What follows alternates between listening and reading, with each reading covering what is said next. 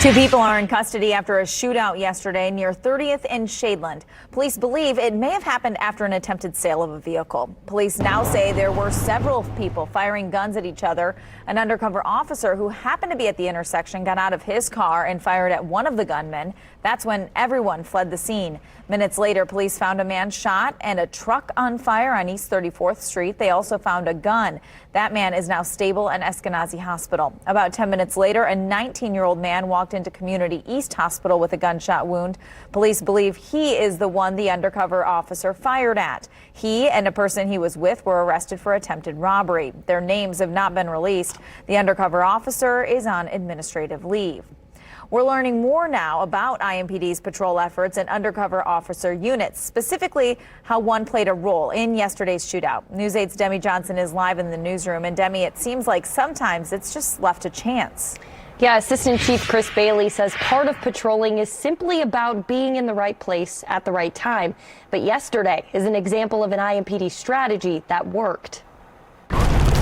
Community policing is not one size fits all. We're not blanketing neighborhoods or, out stopping everything that moves, and we certainly have no zero tolerance policies. But keeping an eye on data and trends does help police determine their next move. IMPD Assistant Chief Chris Bailey says the community saw that play out firsthand in Thursday's shooting at 30th and Shadeland. If our officer wasn't there, then we have another shooting in our city and no resolution. Bailey calls the area surrounding the incident a place of high concern for the department. Even though the officer didn't know what was coming, Bailey says him being there allowed police to take 3 guns off Indianapolis streets. I don't get excited about large drug seizures or large money seizures. I get excited when we take guns off the street, out of the hands of people who are not supposed to have them. He says the undercover officer is part of a flex team, meaning some days he's in plainclothes and others in uniform. Deciding where and how different officers work is up to each district's commander.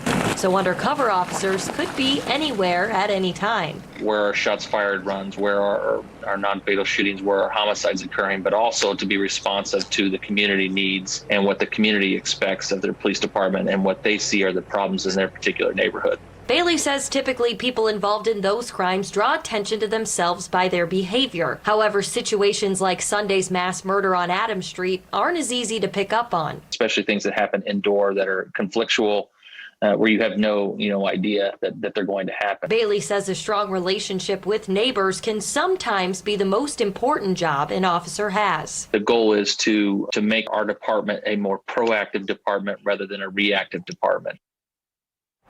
Assistant Chief Bailey tells me IMPD's top priority right now is addressing violent crime. He says as IMPD works to hire more officers, his sole focus most days is making sure there is adequate staffing in each district. Live in the newsroom, Demi Johnson, Wish TV, wishtv.com, and follow us on Facebook. All right, Demi, thank you.